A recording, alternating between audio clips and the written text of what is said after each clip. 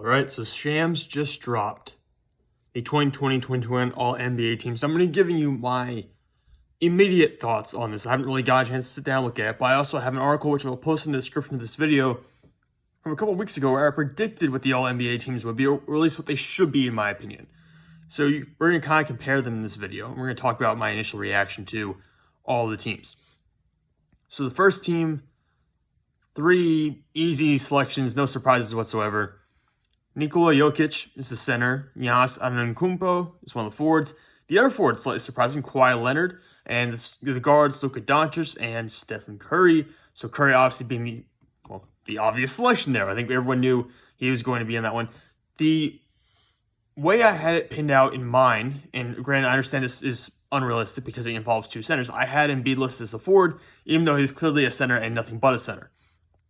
But I had Curry as a guard. I had Lillard as a guard, slightly over Doncic, but I understood completely flipping those 2 around. That was what I said. I said I really could flip a coin, and the way I wrote in the article, I could flip a coin. Heads would have been Lillard, tails would have been Doncic, and if it somehow landed on the middle, it would have been Chris Paul. I mean, that's really how I was looking at that last guard spot in the All-NBA first team. And I had, like I said, Embiid listed as a forward, and Jokic as the center. Clearly, Jokic, as the MVP, is more deserving of that first team spot than Embiid. But it's kind of funny that one of your MVP candidates, one of the final 3 MVP candidates, doesn't end up on the first team. It just doesn't make a lot of sense. And again, it's because the center spot, you only have 1 center in the lineup. Totally understandable. But it is a little bit weird that he's going to get a second-team All-NBA selection when in reality, he was one of the 3 best players in the NBA this year. So that's my one little beef with this thing. The Kawhi selection really surprised me, to be honest, because Kawhi is a fantastic player. He's a tremendous player. Everyone knows this guy is one of the 5 best players in the world. But he played 52 games. And granted, I don't like Embiid played a lot either, but Embiid was an MVP candidate. And, well, Kawhi wasn't. So it just kind of surprised me that Kawhi gets this first team selection. Like I said, not what I had, obviously, but and I'm not gonna super argue because it's not a huge deal to me. It's just that he was an All-NBA second teamer for the 2019-2020 season. He was an All-NBA second teamer for the 2018-2019 season. And just looking at how he played in those 2 years compared to this season, he played more games both those years, and availability does matter in these situations. And he averaged more points per game and more rebounds in both those seasons as well. Now, granted, he was averaged more assists this year per game, but fewer steals and fewer blocks. So I was a little surprised by that. The field goal percentage has gone up significantly, especially from 3. He's gotten better at that throughout his career. I was just a little surprised by it because, again, didn't play a ton of games, and you could make the argument that this is not his best season out of the past 3 years. You can make the argument the other 2 seasons were better. Still, he ends up on the first team this year. All right, the All-NBA second team. 2 easiest ones here. We kind of knew this was going to happen. Chris Paul, Damian Lillard. Already mentioned them. They were right there with Doncic for that second guard spot on the All-NBA first team. Joel Embiid, that's another obvious selection after not getting on the first team. He was an MVP candidate. He deserves that role, even though he missed quite a few games this year. I think he actually missed close to 29% of Philadelphia's games this year, something like that, which is why I said he could not have won the MVP. That's why Jokic was easily the MVP in my eyes, because Embiid didn't play nearly enough, and also the stats back it up. It's not just availability. The stats say that Jokic was the most impactful player in the league this year. So you can't really argue that MVP race. But Paul, Lillard, Embiid, Julius Randle on the second team. I had this as a projection. I predicted this was going to happen. Admittedly, the playoffs kind of tainted my view of Randle a little bit. You know, had we included the outcome of the playoffs in this selection process, I would have definitely pushed him down the third team, maybe even left him off entirely in favor of Jayson Tatum because, well, he didn't play well in the playoffs. And if you look at his numbers, he played the most minutes of any player in the NBA this year, which boosts his volume stats. He has really good volume stats. But if you look at his numbers just based on like the averages, look at it per 36 minutes. He played over 36 minutes per game. So you actually average everything out and use per 36 as your category. His stats go down. In per 36, he only averaged 23 points per game, 9.8 rebounds, 5.8 assists. That's still a good stat line, especially while shooting 45.6% from the field and 41.1% from 3. That's still really good. I'm just not sure if that's top 10 in the world, which basically you were saying you're a top 10 player if you're putting him on all NBA second team, saying you were a top 10 player in the league this past year. I don't think Randall qualifies as that. I don't think he was an all NBA second team member in hindsight, even though I put him on the second team. But the more I dove into this, I didn't believe that should be the case anymore. But Randall is a second teamer, so I guess my projection came true. And LeBron James is an all NBA second teamer. And this is just very surprising to me. And you have to understand, because I didn't have Kawhi on the first team, and I had Joel on the first team in my projections, so I had things a little bit differently. I had Rudy Gobert as the projected center. Obviously, Embiid comes in, takes that spot. I had Randall and Kawhi as the forwards. Obviously, Kawhi was on the first team, so James comes in, takes that spot. Randall was there. And for the guards, I had Chris Paul and Luka Doncic. And because Doncic was on the first team, Lillard drops down, takes that spot. So I had it somewhat similar. The Kawhi thing was the one that kind of surprised me a little bit. But LeBron also surprised me. I have LeBron on the third team because, I mean, he missed this. He missed a significant amount of time. He only played in 45 games this year. So I was talking about Kawhi and Joel missing a lot of time. LeBron missed a huge chunk of time. It just blows my mind a little bit. That, you can miss this many games and still be a second team. Now, granted, if we're doing a top 10 ranking of the best players in the world today, I would still have LeBron in the top 10 even after the playoffs. And he averaged 25, 7.7, 7.8 per game. 25 points, 7.8 assists, 7.7 rebounds. So he still was shooting above average from three this year compared to his career averages. And above average from the field compared to his career averages. So it's not like he had a bad season. But again, 45 games. I probably would have left him on third team just because of availability. So I put an emphasis on availability. You have to be around. And you have to be playing a significant number of games, in my opinion, to qualify for these kind of accolades. I guess the voters felt differently. Or maybe they just based a little more on talent as well as production. It's not like LeBron had terrible numbers either, by the way. LeBron did have very good volume stats as well, despite missing significant time. All NBA third team. My projection was James Harden, Bradley Beal, Jimmy Butler, LeBron, who obviously was on the second team. And then I picked Zion. I could have been Zion or Tatum. It was really a coin flip for me at the end there. I realized there's no traditional center in that lineup, but I obviously screwed everything up by putting Joel Embiid and Nikola Jokic on the same team.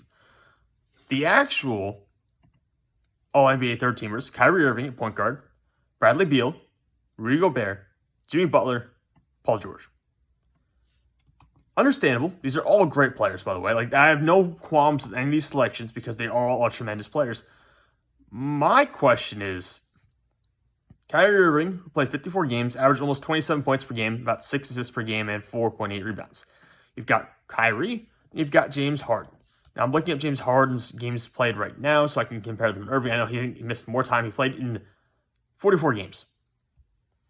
And in comparison, we talked about Kyrie, he played in 54. So about a 10-game difference there. So I can understand having Kyrie over James Harden, but despite the fact that Harden was scoring, you cannot tell me that Kyrie was more impactful for the Brooklyn Nets this year when he was on the court than James Harden was. James Harden was more impactful. The numbers prove it because he was being the facilitator on that team. He was doing more than just scoring, although he could do that too, obviously. So if we're throwing out games played, which we kind of are if you have LeBron on the second team, you kind of are tossing that out the window a little bit. Even having Kawhi on the first team, by some extent, that's pushing that idea away. So if you're throwing that out entirely, you should have James Harden on the third team. You really should. And if that means you're in a crunch and you have to choose between Kyrie Irving and Bradley Beal, fine. But I would still rather have James Harden on the third team than one of those two guys. That's no offense to them, because like I said, these are all top 20 players in the world. It's that easy. But it also makes it that hard to choose between all of them. Bradley Beal, I think this is obvious, over his teammate Russell Westbrook. Russell Westbrook's just not an efficient player. He just is not. Shooting-wise, he's not an efficient guy. I know he gets all the triple-doubles, and I know he's going to be a first-ballot Hall of Famer. I'm not arguing any of that. But Bradley Beal is the more typical player in the NBA today. He is more impactful, or at least fits more in modern offenses, and he's more easy to play around. He's more easy to work off of. He's more easy to project in NBA offenses because of what he can do. And because of that, he gets an edge over someone like a Russell Westbrook who, might shoot 3 for 15 from the floor one night. He might go 0 for 7 from three-point range. You never know with him. Bradley Beal will not have those kind of nights nearly as often as Russell Westbrook. He'll have a triple-double, but it's 10 rebounds, 12 assists, and 14 points. Bradley Beal is going to get you 25 plus a night. You don't always get that from Russell Westbrook. Rudy Gobert, Defensive Player of the Year, that's an obvious selection. Jimmy Butler, a guy who's on the all defensive teams, was super impactful, like ridiculously impactful for the Heat when he was out there. He was one of the few players that was not in the red in terms of box plus minus on that team this year. So you have to give props to him. When he was out there for the Heat, they were so much better than when he was hurt, and he missed a lot of time earlier in the year. Only played 52 games this season, and he led the NBA in steals per game. That was an obvious selection for me. Paul George. I still like Paul George. Paul George gets a lot of hate unnecessarily. He's not my favorite player of mine or anything like that, but people need to stop overreacting to him. They kind of have really gone off the rails here with just hating on Paul George. I don't understand to this degree anymore. It's just ridiculous. I mean, the guy shot 46.7% from the field this year, 41.1% from three, 23.3 points per game, 6.6 rebounds per game, 5.2 assists, 1.1 steals. He had a very good year. And you can make the argument for Jayson Tatum. I'm sure Jayson Tatum will be the one everyone's going to bring up because Paul George played in 54 games. Let me pull up Tatum's numbers here. And I think you can realistically make an argument for Jayson Tatum, even maybe Zion. Though I know that's not going to be a favorite. Not everyone's going to enjoy hearing that argument, but Tatum, 64 games, so a significant game difference there. Averaged 26.4 points per game. Not as great of a shooting average, but still more of a focal point for the team he was on than Paul George was in Los Angeles. So if we're going to say there's a snub here at the end of this, or we're going to say there's snubs here at the end of this, James Harden, Jayson Tatum, and I would argue Zion Williamson deserve to be in the conversation for guys who really should have found ways onto these rosters, even though who are you going to take off? You really can't make the argument to take anyone off because they're all so good. I even did a category here in the article now for best remaining. Kevin Durant's up there. Obviously, he missed a ton of time, but he's still arguably the best player in the world. Paul George, Kyrie Irving, Donovan Mitchell was another one I listed, Jayson Tatum, Russell Westbrook. Donovan Mitchell, another guy who does not get a lot of attention probably because he plays in Utah, because his numbers are always good, but he's never threatening to lead the NBA in scoring or anything like that, so you never really look at him in that sense. But he really does belong in that same category as top 20 player in the world, alongside guys like Bradley Beal, even Kyrie Irving, who plays point guard, obviously. But those are my immediate thoughts. I was a little surprised by how little emphasis they put on games played, and then it kind of felt like they didn't keep it throughout, because you put Paul George in it, even though Paul George has played significantly fewer games than Jayson Tatum. You have LeBron on the second team, despite the fact that he missed what felt like half the year. And then you've got Kevin Durant. You don't have Kevin Durant on. He missed a ton of games too, but he was averaging almost 27 points per game. You don't have James Harden on, even though he played more games than Kevin Durant. It just doesn't. It doesn't track. It doesn't. They kind of picked and chose their battles here, and it feels like they did not apply the same logic throughout the entire process. Now, granted, this is every individual scorer make their own ballot and submitting it, so it's not like they're going to have one mindset. You're going to have the mindset of tons of people voting here, but it still feels like the logic for this is not consistent.